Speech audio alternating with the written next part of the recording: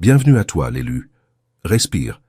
Ce que tu vas entendre maintenant n'est pas une conférence, ce n'est pas un cours, c'est un miroir qu'on place devant toi, et derrière ce miroir, il y a une vérité que le monde n'a jamais voulu que tu touches du doigt. Il existe une connaissance ancienne, presque oubliée, une forteresse énergétique que le système n'a jamais enseignée aux âmes comme la tienne, une armure vivante, capable de te rendre totalement impénétrable à ceux qui se nourrissent de ta lumière. Cette armure a un nom. On l'appelle le protocole obsidienne, et elle t'attend depuis bien avant ta naissance. N'interromps jamais ton ennemi lorsqu'il se révèle, mais si tu choisis de le faire, alors expose ce qu'il tentait désespérément de cacher, car il arrive un moment dans chaque existence où l'on refuse enfin de jouer selon les règles tacites que tout le monde semble trop tremblant pour briser. Tu cesses de hocher la tête uniquement pour préserver la paix. Tu cesses de faire semblant de ne pas voir l'hypocrisie qui te saute aux yeux. Tu cesses de te rapetisser pour protéger l'ego de ceux qui n'ont jamais protégé le tien. Et lorsque cet instant arrive, quelque chose de fascinant se produit. Les visages qui semblaient si durs, si sûrs d'eux, deviennent étrangement silencieux. Très silencieux. Le message d'aujourd'hui ne parle pas de gagner une dispute. Il ne parle pas d'être le plus bruyant dans une pièce. Il parle de quelque chose de bien plus redoutable. Il parle de ces moments rares où tu prononces ou accomplis quelque chose d'assez précis, d'assez indéniable, d'assez enraciné dans la vérité, pour que ceux qui espéraient te voir rester à ta place se figent complètement sur place. Voici un fait que la majorité des gens ne réalisent jamais. Les études en psychologie l'ont démontré. Lorsque quelqu'un est confronté à une information qui menace directement l'image qu'il s'est construite de lui-même, il ne réagit pas par la logique. Il réagit par la fuite. Pourquoi ? Parce que parfois, le silence n'est pas causé par un manque de mots. Il est causé par un surplus de vérité. L'esprit préfère s'évader plutôt que d'affronter quelque chose qui l'obligerait à réécrire toute l'histoire qu'il s'était racontée. Et soyons honnêtes un instant. Nous avons tous croisé ces personnes qui se promènent comme si elles détenaient un doctorat en confiance, une ceinture noire en intimidation et un prix à vie pour avoir toujours raison sur tout. Elles peuvent discourir pendant des heures, sermonner chaque personne à portée de voix, transformer chaque conversation en leur propre conférence TED. Mais au moment précis où quelqu'un ose enfin prononcer la seule chose que personne d'autre n'avait le courage de dire, soudain, elles deviennent plus occupées qu'un fonctionnaire le jour de grève. La réponse ne vient jamais. C'est parce que ces individus ne sont pas préparés à l'opposition. Ils sont préparés à la soumission. Ils ne sont pas préparés à quelqu'un qui voit à travers le spectacle, tranche à travers le bruit et effleure le nerf qu'ils ont passé des années à protéger. Et lorsque cela arrive, ce qui suit est souvent plus révélateur que n'importe quel argument. Dans ce qui va suivre, nous irons bien au-delà du conflit superficiel. Nous allons mettre au jour ce qui se passe réellement lorsque tu défies une illusion soigneusement construite, lorsque tu exposes les failles invisibles sous l'armure apparente de la confiance, et lorsque ton courage force les autres à affronter des vérités dont ils ont passé des années à s'enfuir. Car parfois le plus choquant n'est pas ce que tu as dit, c'est qu'après l'avoir dit, ils n'ont trouvé aucune manière de riposter. Le premier principe que tu dois graver dans ton âme est celui-ci. Tu as exposé la chose exacte sur laquelle ils avaient construit toute leur réputation. L'une des plus grandes illusions du comportement humain est cette croyance que certaines personnes sont naturellement puissantes. La vérité, c'est que beaucoup ne reposent sur aucune force réelle. Ils reposent sur une image méticuleusement protégée. Leur réputation dépend du fait que personne ne regarde de trop près, que personne ne pose de questions difficiles, que personne ne défie jamais l'histoire qu'ils ont bâtie sur eux-mêmes. Ce qui les a choqués, ce n'est pas que tu aies exprimé ton désaccord, c'est que tu aies touché le pilier exact qui soutenait tout l'édifice. Il y a des gens dont l'identité entière repose sur le fait d'être perçu comme le plus intelligent de la pièce. D'autres construisent leur image autour de la peur, du respect, de l'admiration ou d'une supériorité morale de façade. Avec le temps, ils s'attachent tellement à cette image qu'ils cessent de protéger la vérité pour ne plus protéger que les apparences. Leur réputation devient un château de verre, magnifique de loin mais tragiquement fragile sous la pression. Le problème, c'est que la plupart des gens ne le testent jamais. La plupart préfèrent en se taire parce que parler crée de l'inconfort. La plupart ignorent les contradictions parce que les affronter demande du courage. La plupart préfèrent préserver la paix plutôt que de troubler une illusion soigneusement assemblée. Et ce silence devient le carburant qui maintient l'image en vie, année après année, jusqu'au jour où quelqu'un arrive et refuse de participer au jeu. À l'instant où tu as désigné ce que personne d'autre n'avait la lucidité ou l'audace d'adresser, toute la dynamique a changé. Soudain, la conversation ne portait plus sur leur réputation. Elle portait sur la réalité. Et la réalité est un endroit extrêmement dangereux pour ceux qui ont tout investi dans les apparences. Ce qui a rendu ton défi si dévastateur, ce n'était pas le volume, ce n'était pas l'agression, c'était la précision. Les observations précises sont terrifiantes parce qu'elles n'ont besoin d'aucune décoration. Elles n'ont besoin ni d'exagération, ni de 10 arguments pour les soutenir. Une seule vérité inconfortable peut accomplir ce que 1000 insultes n'accompliront jamais. C'est pourquoi il peinait à répondre. Toute réponse risquait d'attirer encore plus d'attention sur la faiblesse qu'il tentait de dissimuler. Chaque explication pouvait créer de nouvelles questions. Chaque défense pouvait exposer de nouvelles fissures. Alors ils se sont retrouvés piégés par l'image même qu'ils avaient mis des années à construire. Et c'est là l'ironie que beaucoup ne comprennent jamais. Plus la réputation de quelqu'un semble solide, plus elle devient dévastatrice lorsqu'elle dépend d'un fond fragile. À l'instant où la vérité entre dans la pièce, les apparences cessent d'être suffisantes.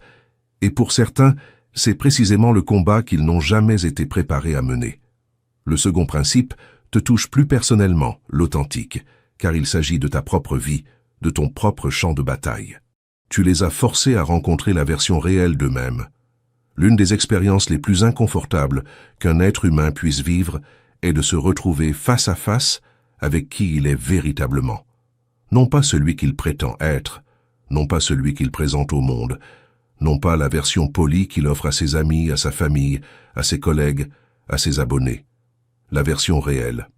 La plupart des gens passent des années à bâtir une identité confortable. Ils se racontent des histoires sur leur caractère, leurs intentions, leurs actes. Avec le temps, ces histoires deviennent si familières qu'ils cessent de les questionner. Ils n'examinent plus s'ils sont réellement honnêtes. Ils ne se demandent plus s'ils sont vraiment bons. Ils n'enquêtent plus sur la question de savoir s'ils sont aussi justes, aussi sages, aussi matures qu'ils le proclament. Et puis quelqu'un arrive et devient, sans le vouloir, un miroir. C'est là que les choses deviennent dangereuses. Un miroir n'attaque pas. Un miroir n'accuse pas. Un miroir reflète simplement ce qui est déjà là. La raison pour laquelle tes gestes les ont frappés si profondément, c'est que tu as exposé un fossé entre la personne qu'ils croyaient être et celle que leur comportement révélait.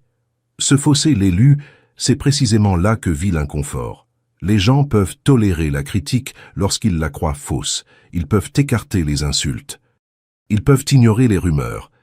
Mais lorsqu'une personne reconnaît une part douloureuse de vérité cachée dans ce qu'elle entend, tout change. Soudain, elle ne se dispute plus avec toi. Elle se dispute avec sa propre conscience.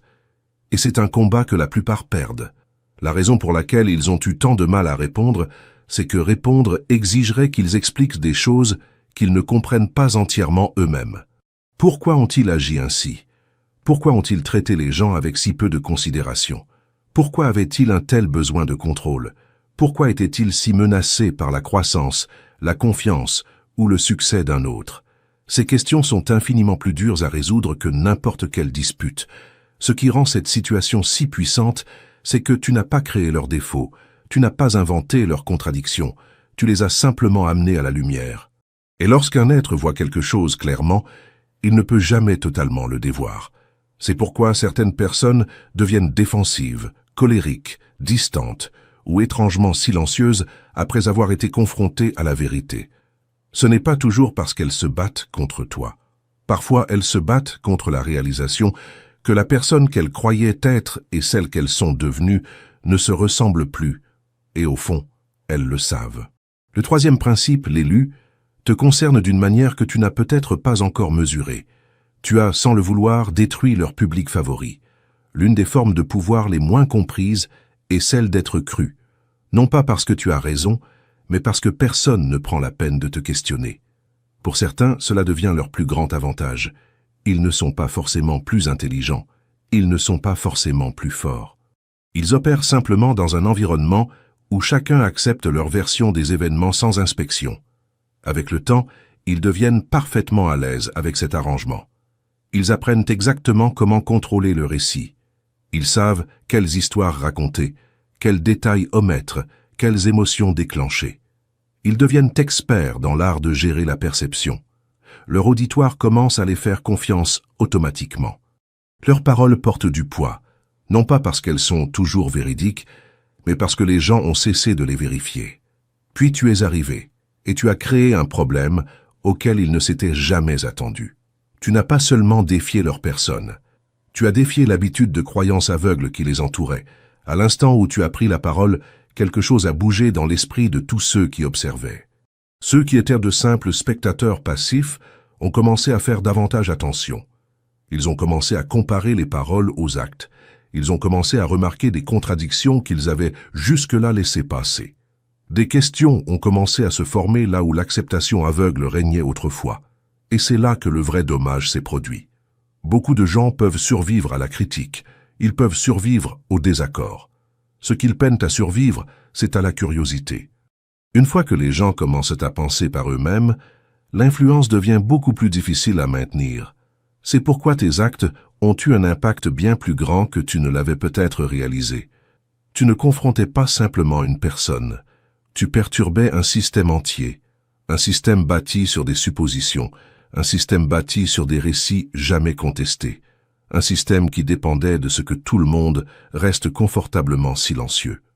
La raison pour laquelle ils n'ont pas pu répondre efficacement, c'est que l'enjeu ne se limitait plus à toi et à eux.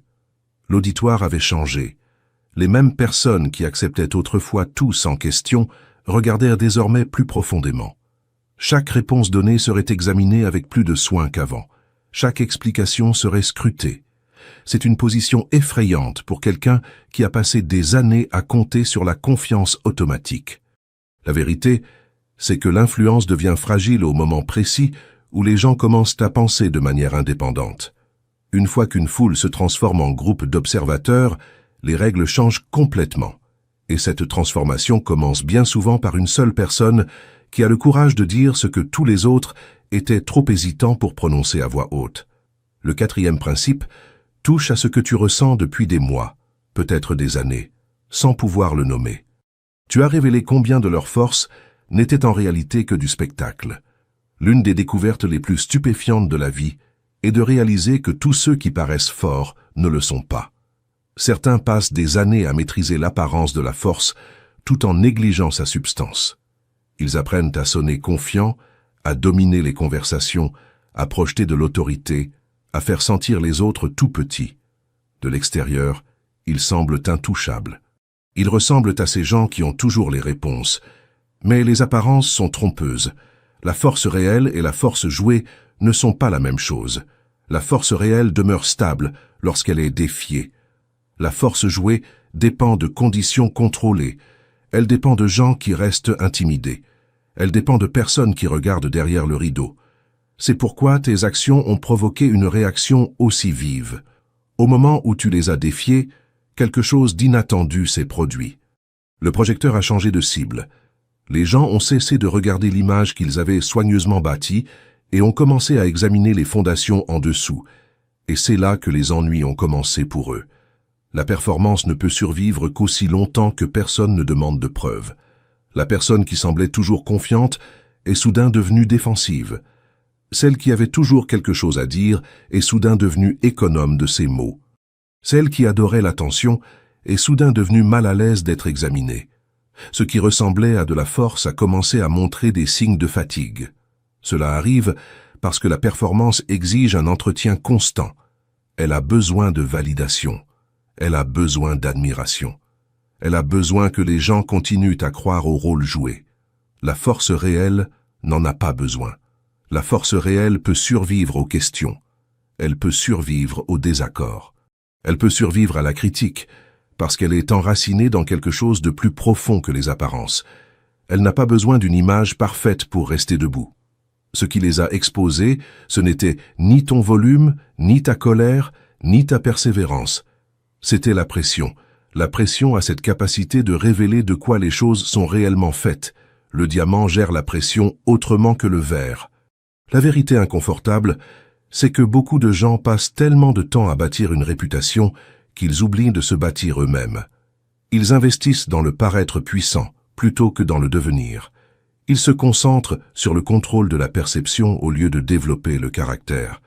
Et lorsque quelqu'un applique enfin la bonne pression, la différence devient impossible à dissimuler.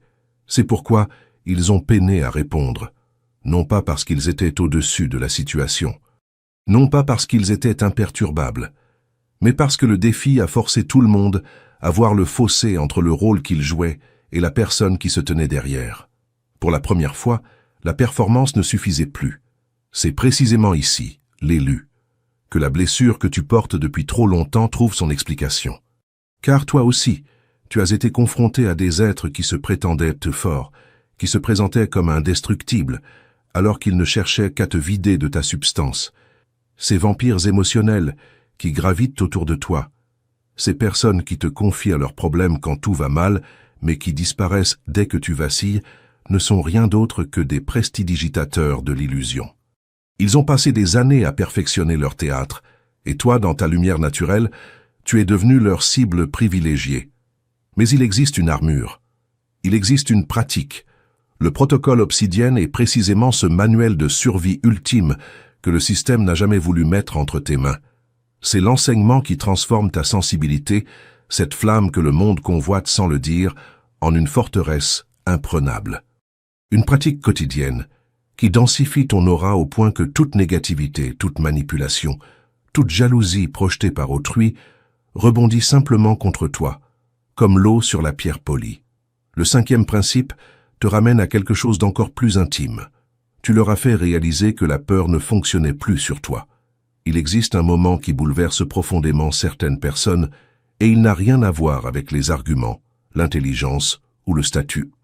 Ce moment survient lorsqu'elles réalisent soudain que la peur dont elles se servaient pour te contrôler a cessé de produire son effet. Pendant longtemps, beaucoup s'appuient sur la peur sans jamais l'admettre. Ils ne menacent peut-être personne directement. Ils n'élèvent peut-être pas la voix. Ils ne paraissent peut-être même pas agressifs. Pourtant, sous la surface, leur influence repose sur une réalité très simple. Les gens ont peur des conséquences qu'il y aurait à les contredire. Peur d'être jugés, peur d'être rejetés, peur d'être critiqués, peur de devenir la prochaine cible. Cette peur devient leur source silencieuse de pouvoir. Ce qui est intéressant, c'est que ceux qui dépendent de la peur ne réalisent souvent pas à quel point ils en sont devenus dépendants. Ils commencent à croire à leur propre mythe. Ils supposent que les gens les respectent à cause de leur sagesse, de leur leadership, de leur autorité. Ils ne s'arrêtent jamais un instant pour considérer que la majorité des gens évitent simplement le conflit. Puis quelque chose change. Une seule personne décide que la paix achetée par la peur est trop coûteuse. Une seule personne décide que se taire coûte plus cher que parler. Une seule personne décide que la vérité compte plus que l'approbation. Et soudain, toute la dynamique bascule. Ce qui les a choqués n'était pas nécessairement ce que tu as dit. Ce qui les a choqués, c'était l'énergie qui se tenait derrière. Ils ont senti que quelque chose avait changé. L'hésitation avait disparu. Le besoin de permission avait disparu. La peur des conséquences avait disparu. Cette réalisation est terrifiante pour quelqu'un qui a passé des années à contrôler les situations par l'intimidation, la pression ou la manipulation émotionnelle. Parce qu'une fois que la peur perd son emprise, beaucoup de leurs anciens outils deviennent inutiles. La culpabilité ne fonctionne plus de la même manière. Les menaces ne fonctionnent plus de la même manière. La désapprobation ne fonctionne plus de la même manière. Le traitement silencieux ne fonctionne plus de la même manière. C'est comme regarder quelqu'un essayer indéfiniment une clé qui ne correspond plus à la serrure. La raison pour laquelle ils ont peiné à répondre, c'est qu'ils se trouvaient face à une version de toi pour laquelle ils n'avaient aucune préparation. Ils savaient comment gérer la version prudente. Ils savaient comment gérer la version accommodante. Ils savaient comment gérer la version qui doutait d'elle-même. Mais ils ne savaient pas comment gérer quelqu'un qui avait cessé de négocier avec la peur. Et c'est précisément ce qui a rendu ce moment si puissant. Parce que la plus grande menace pour une personne qui contrôle les autres par la peur n'est pas la résistance, c'est la liberté. À l'instant où ils ont compris que tu n'avais plus peur, ils ont compris qu'ils n'étaient de plus en contrôle. Le 6e principe te parle de justice, tu as exposé le coût de leur caractère. Chaque action qu'une personne pose finit par s'accumuler en quelque chose qu'elle devra affronter plus tard. Rien ne disparaît simplement parce que le temps passe. Les mots, les choix, le traitement des autres, les schémas de comportement s'accumulent en silence jusqu'au jour où ils forment une sorte de reçu. Pas un reçu littéral, un reçu moral et social qui montre ce qu'une personne n'a cessé de faire au fil des années. Certains traversent la vie en agissant comme s'il n'y aurait jamais de conséquences pour la manière dont ils traitent les autres. Ils parlent avec légèreté, manipulent les situations, plient la vérité quand cela les arrange, écartent les gens lorsqu'ils ne leur sont plus utiles. Sur le moment, cela leur paraît sans danger, parce qu'il n'y a aucune réaction assez forte pour les arrêter. Ce délai crée en eux une fausse confiance. Ils commencent à croire qu'ils peuvent continuer sans que rien ne les rattrape. Mais la vie n'efface rien, l'élu. Elle l'archive. Alors quand tu les as défiés, tu ne réagissais pas seulement à un moment isolé. Tu ramenais l'attention vers un schéma qu'ils espéraient maintenir invisible. C'est pourquoi l'impact a semblé plus lourd que prévu. Il ne s'agissait pas d'une seule déclaration ou d'un seul désaccord. Il s'agissait de tout ce qui l'avait précédé, s'alignant silencieusement derrière cet instant. Ce qui les rendait mal à l'aise n'était pas simplement d'être questionnés, c'était d'être mesurés indirectement, à l'aune de ce qu'ils avaient fait. Pour beaucoup, la responsabilisation ressemble à une attaque, parce qu'ils n'ont pas l'habitude de voir leur comportement reflété avec clarté. Ils ont l'habitude que les gens laissent glisser. Ils ont l'habitude que les malentendus soient ignorés. Ils ont l'habitude que les conséquences arrivent en petites pièces faciles à gérer, si même elles arrivent. Mais lorsque quelqu'un se met à nommer les choses avec clarté, c'est comme si l'histoire entière de leur comportement entrait soudain dans la pièce. C'est cela qui crée le silence, parce que désormais, ils ne défendent plus une seule action. Ils défendent un schéma, et les schémas sont bien plus difficiles à expliquer. La raison pour laquelle ils ont peiné à répondre, c'est que toute explication possible semblait bien faible comparée au poids de ce qui était déjà visible. Toute excuse aurait ressemblé à une répétition. Tout déni aurait semblé déconnecté de ce que les gens avaient déjà commencé à remarquer. Et toute agressivité n'aurait fait qu'attirer davantage l'attention sur le coût réel de leurs actions. Alors, au lieu de s'engager, ils hésitent.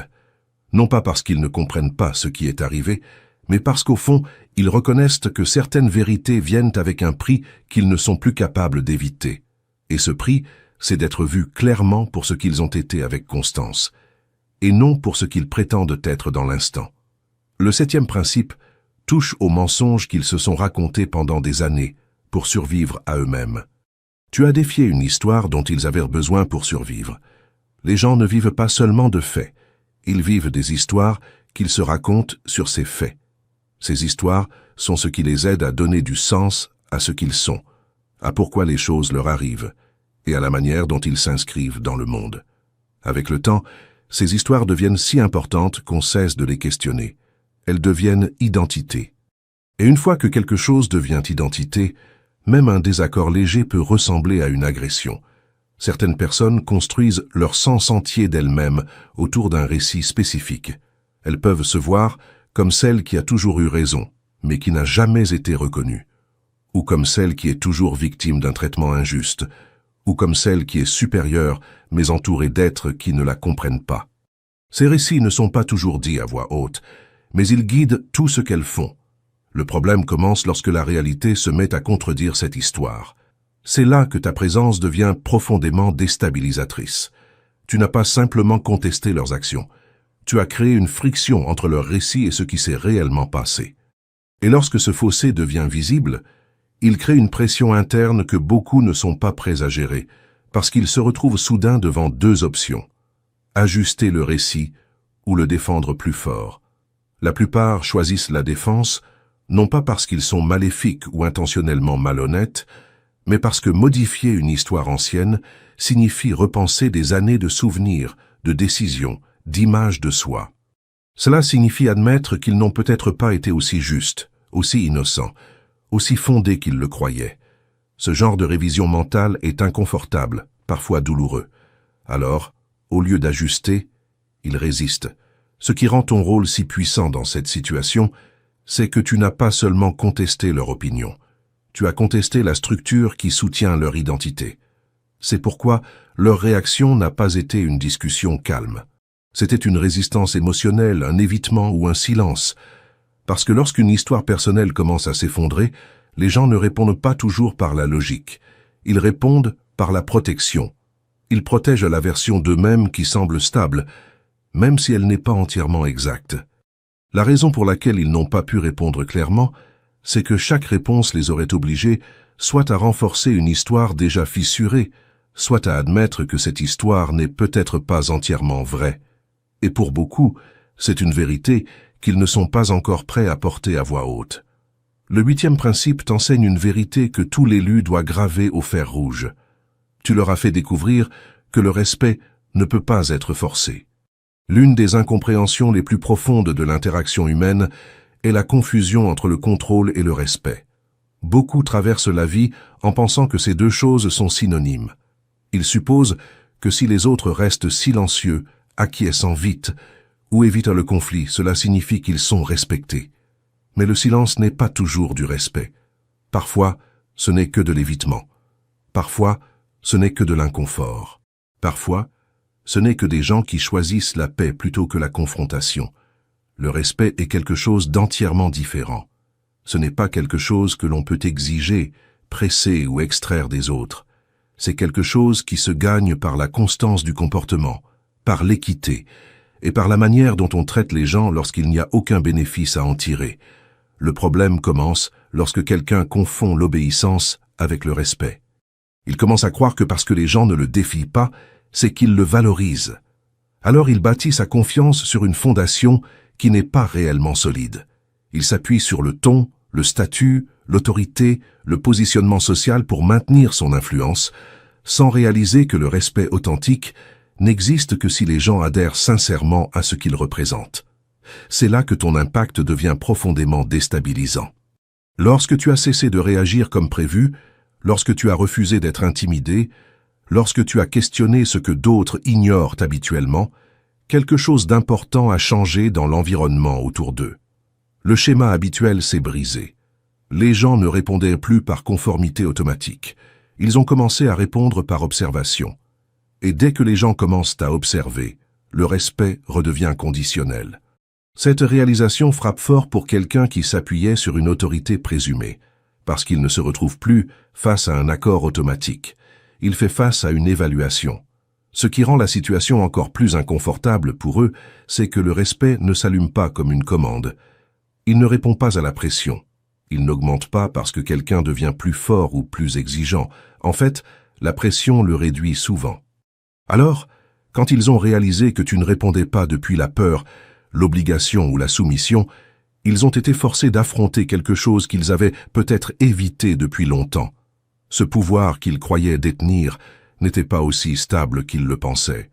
La raison pour laquelle ils n'ont pas pu répondre correctement, c'est que chaque tentative de réaffirmer le contrôle ne faisait que souligner que le contrôle n'était plus automatique. Et une fois que cette réalisation s'installe, il devient difficile de prétendre que le respect est toujours là lorsqu'il n'est plus librement offert. Le 9e principe t'ouvre une porte que peu de gens osent pousser. Tu as déclenché leur peur cachée de l'exposition. La plupart des gens ne perdent pas le contrôle parce qu'ils sont faibles.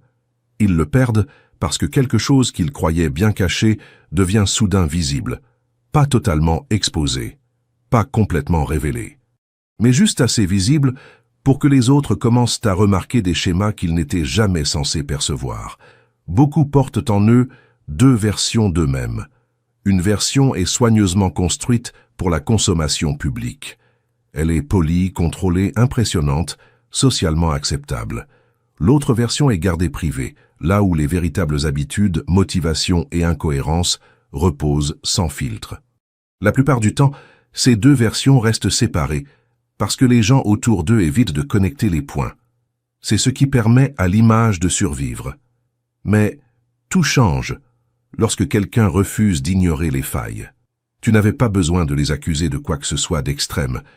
Tu n'avais pas besoin d'exagérer quoi que ce soit. Tu as simplement rendu plus difficile pour les choses de rester non examinées.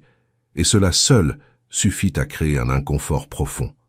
Parce qu'une fois qu'un schéma est désigné clairement, les gens ne peuvent plus le dévoir de la même manière.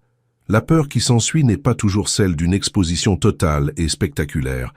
C'est souvent celle d'une exposition progressive.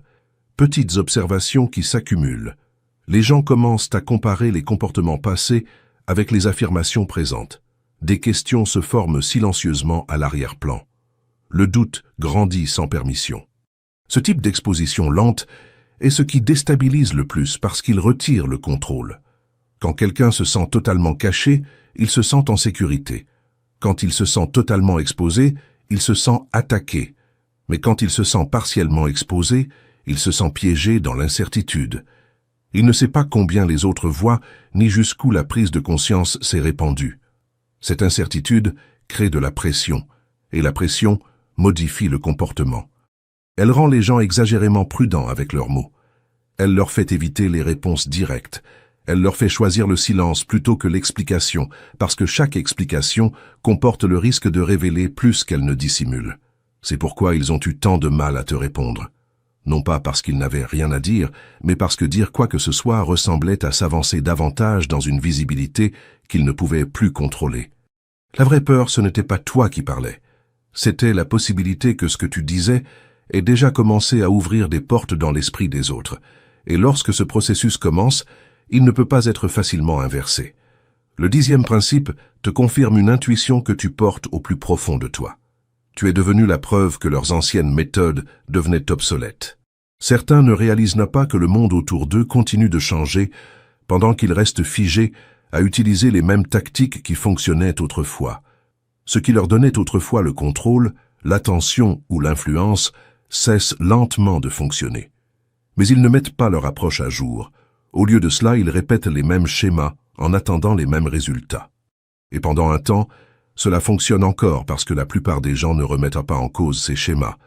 La plupart réagissent encore comme ils l'ont toujours fait, silencieux, compliants, incertains. C'est ce qui permet à des comportements dépassés de survivre. Mais quelque chose de différent arrive lorsqu'une seule personne cesse de répondre comme prévu. Ta réaction, ou plutôt ton absence de réponse motivée par la peur, devient la preuve que leurs méthodes habituelles ne sont plus efficaces. Ce n'est pas simplement du désaccord, ce n'est pas simplement de la résistance, c'est une rupture complète dans le schéma dont ils dépendent. Et lorsque les schémas se brisent, ceux qui s'y appuient commencent à perdre confiance dans leur propre stratégie. Ce qui les déstabilise, ce n'est pas simplement que tu n'aies pas réagi. C'est que tout leur système d'influence n'a pas atterri comme d'habitude. Le ton qu'ils utilisent normalement ne fonctionne plus. La pression qu'ils appliquent normalement ne porte plus. L'intimidation sur laquelle ils comptent ne crée plus le silence habituel. Même leur manipulation subtile ne produit plus le changement attendu de comportement. Alors ils se retrouvent face à quelque chose auquel ils ne sont pas habitués à faire face, l'obsolescence. Et cela est difficile à accepter pour beaucoup, parce que cela les force à affronter l'idée que ce qui leur donnait autrefois du pouvoir est désormais limité. Cela les force à réaliser que l'influence n'est pas permanente et que le comportement humain évolue. Les gens apprennent, les gens s'adaptent, les gens cessent de réagir comme ils le faisaient autrefois. Ta présence dans ce moment devient un signal silencieux que l'environnement a changé. Ce qui fonctionnait ne garantit plus le contrôle. Ce qui faisait taire les autres ne porte plus le même poids. Et ce qui semblait puissant semble désormais désuet. La raison pour laquelle ils ont peiné à répondre, c'est que chaque instinct qu'ils possédaient avait été construit pour une version de la réalité qui n'existait plus dans ce moment. Ils essayaient d'opérer avec des outils qui ne correspondaient plus à la situation. Et rien n'est plus déstabilisant que de réaliser que vos outils les plus puissants ne sont plus efficaces. Le 11e principe te révèle une vérité profondément libératrice. Tu les as forcés dans un combat qu'ils ne pouvaient pas externaliser. Certains ne sont pas habitués à gérer la pression par eux-mêmes. Ils avancent dans la vie en s'appuyant sur les systèmes autour d'eux. Des amis qui les soutiennent, l'opinion publique qui les protège, une autorité qui parle à leur place, ou même l'intimidation qui fait le travail avant qu'ils aient à le faire eux-mêmes. Ils ont rarement à se tenir seuls et à défendre ce qu'ils disent de manière personnelle directe. Il y a toujours quelque chose ou quelqu'un qui amortit l'impact pour eux. Ce tampon devient leur zone de confort. Alors, lorsque le conflit surgit, Ils ne s'engagent pas réellement avec la situation de manière directe. Ils la gèrent à travers l'influence, les nombres, la réputation ou le positionnement social. Si les choses deviennent inconfortables, ils n'ont pas toujours besoin de répondre personnellement. Ils peuvent compter sur les réactions des autres pour faire le travail à leur place. Mais ce système ne fonctionne que tant que la situation reste indirecte. Quand tu es intervenu, tu as retiré cet avantage. Tu ne leur as pas laissé l'espace de se cacher derrière l'approbation du groupe ou une autorité empruntée. Tu as rendu la chose personnelle d'une manière qu'ils ne pouvaient pas rediriger. Il n'y avait plus de foule sur laquelle s'appuyer de la même manière, plus de moyens faciles de transférer la responsabilité, plus de distance confortable où quelqu'un d'autre pouvait porter le poids du moment. Soudain, ils étaient seuls à l'intérieur. Et c'est là que beaucoup de gens vacillent. Parce que lorsqu'on a l'habitude d'externaliser sa confiance, sa défense ou même sa crédibilité, être forcé à un engagement direct semble étranger. Ils ne gèrent plus la perception à travers des couches.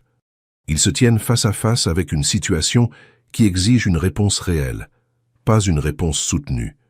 C'est là que l'hésitation apparaît.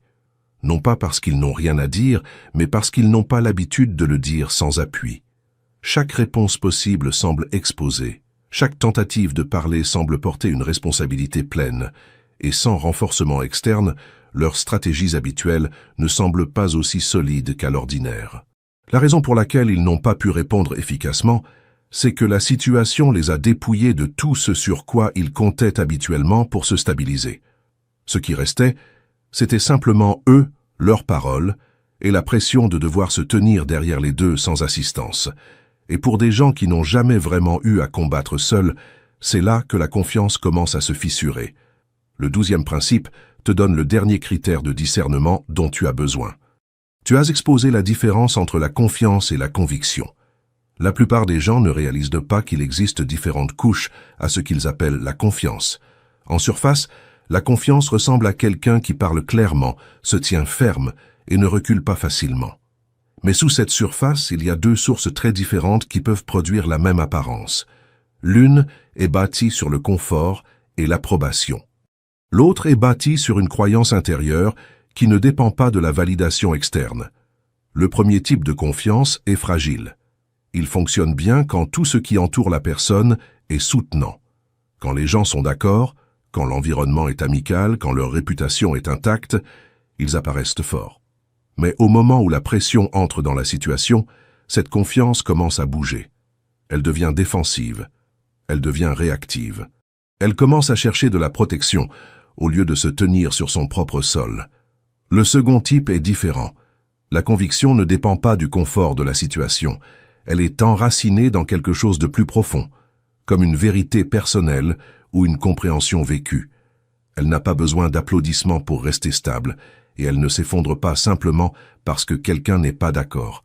Elle demeure cohérente, même lorsque l'environnement devient inconfortable. Quand tu les as défiés, tu as créé une situation où les deux types de confiance devaient se révéler. C'est là que la différence devient évidente. Les personnes ayant une confiance de surface s'appuient souvent sur la manière dont les choses apparaissent. Elles gèrent soigneusement leur image. Elles choisissent leurs mots pour maintenir le contrôle et elles ajustent leur comportement en fonction des réactions autour d'elles. Mais lorsque quelque chose perturbe cet équilibre, elles commencent à perdre en clarté. Leurs réponses deviennent davantage tournées vers la protection de leur image que vers l'adresse de la situation elle-même. La conviction, de l'autre côté, n'a pas besoin de s'ajuster elle-même. Le 13e principe t'enseigne à voir au-delà du moment présent. Tu as menacé l'avenir plus que le présent. La plupart des gens pensent que le conflit ne porte que sur ce qui se passe dans l'instant. Mais ce n'est pas là que se trouve la vraie tension habituellement. La situation présente n'est que le déclencheur. La réaction plus profonde vient de ce que les gens commencent à imaginer pouvoir arriver ensuite. L'esprit ne traite pas seulement ce qui est dit ou fait maintenant. Il commence immédiatement à projeter des issues, des conséquences, des effets en chaîne. C'est là que l'influence réside réellement. Quand tu as pris la parole ou les as défiés, l'échange immédiat n'était que la couche superficielle. Ce qui a vraiment bougé, c'est la direction de la pensée autour d'eux. Les gens ont cessé de se concentrer uniquement sur l'interaction en cours et ont commencé à penser à ce qui venait après. Ils ont commencé à se poser des questions silencieuses. ce que cela signifie à long terme, si cela change la manière dont les autres voient les choses, et si le schéma auquel ils se sont fiés demeure stable.